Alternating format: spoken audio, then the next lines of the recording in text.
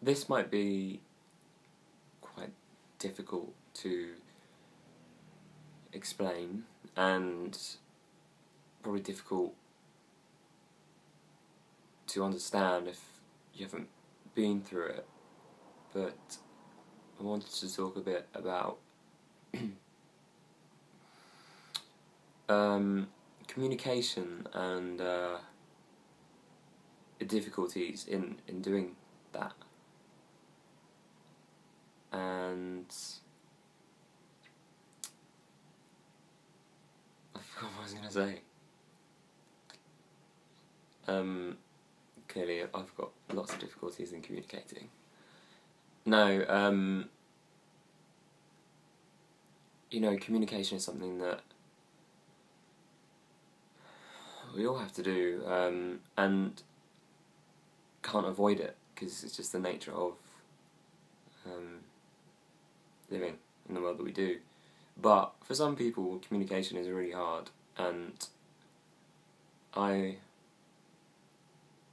have struggled with communication.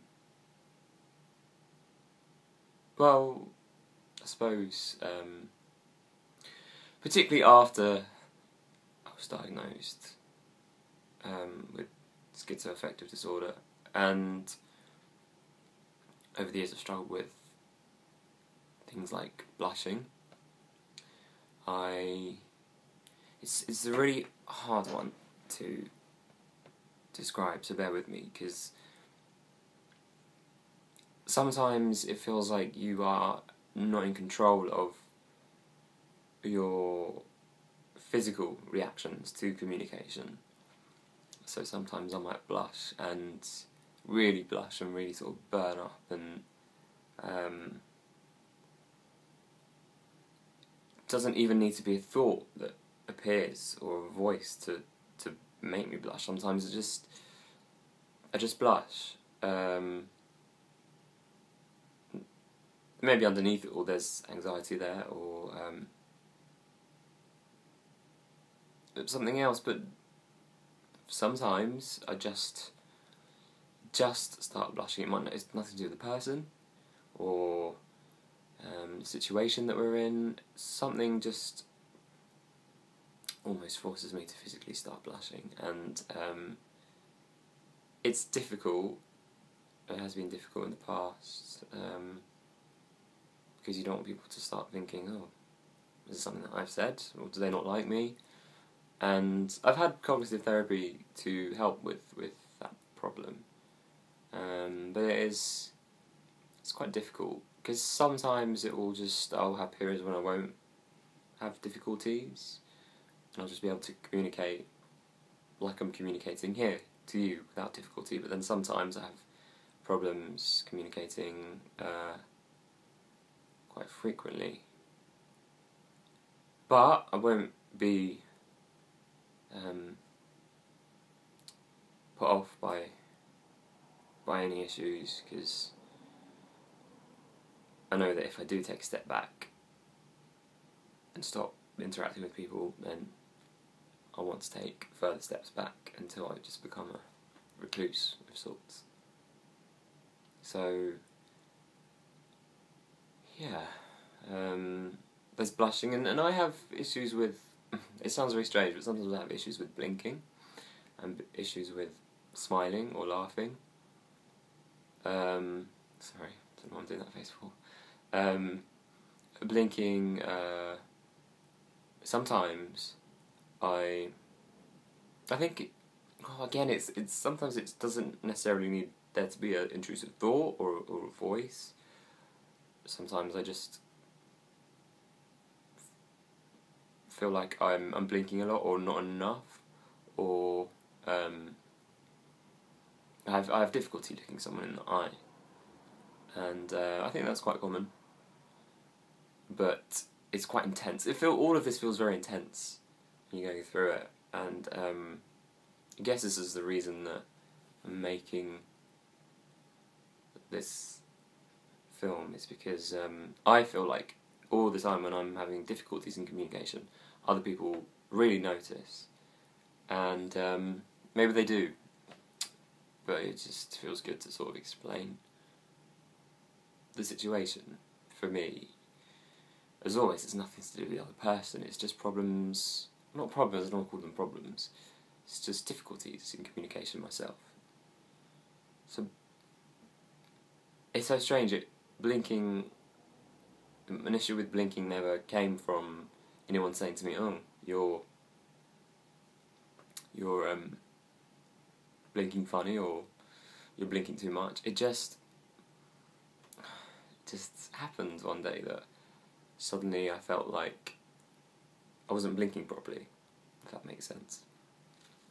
I struggled with it to maintain a normal. It's basically overthinking it. Is all of it is overanalyzing myself, I think, and being too up here, but you can't help that really. And you know, particularly when you have something like mental illness, it's hard to detach yourself from your thoughts sometimes. So blinking can be an issue, and then smiling and laughing can be an issue, because and I think that does stem from what someone said to me once, which was that they can tell when I'm putting on a fake laugh, and that's made me very conscious. That's the word I've been looking for. Self-conscious. I feel very self-conscious often when I'm communicating with people. And yet when I'm laughing I feel very self-conscious because of what someone said to me, which was, "Oh, I can tell when you're doing a fake laugh." And so every time, well, not every time, but sometimes when I laugh I'm like, in my head I'm thinking, or someone's telling me, "It looks fake."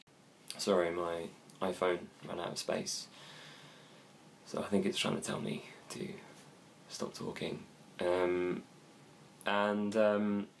I just want to say, yeah, in terms of the laughing and smiling, it's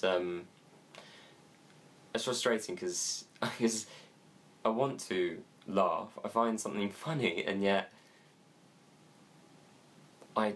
something like the muscles seem to tense up and like resist me laughing, which is probably sounds strange if you haven't experienced it, but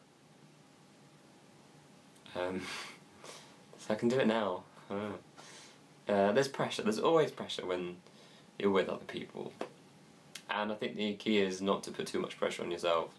This is also rich coming from me, but it is key, and not to beat yourself up, and to try and put yourself in someone else's position.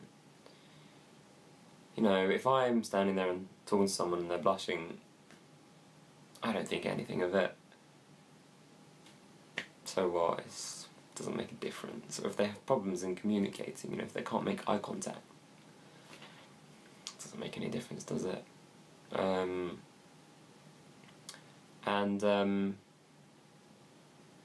Yeah, I'd say mindfulness is helpful.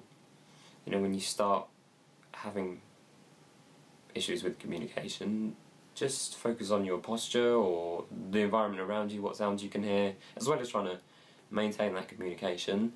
And cognitive therapy obviously is very helpful, so it's just because I always think to myself, "Oh, that person is going to think I'm really weird, they're not going to like me, they're not going to want to talk to me." Stop those thoughts and think of an alternative thought, such as they're probably not even noticing that I'm standing there blushing. It's not their main focus. They're focusing on what I'm saying to them or what they're saying to me. Okay, so I hope that's helpful to anyone that does experience similar issues. Yeah, it's good to talk about them because it's difficult. It's difficult, and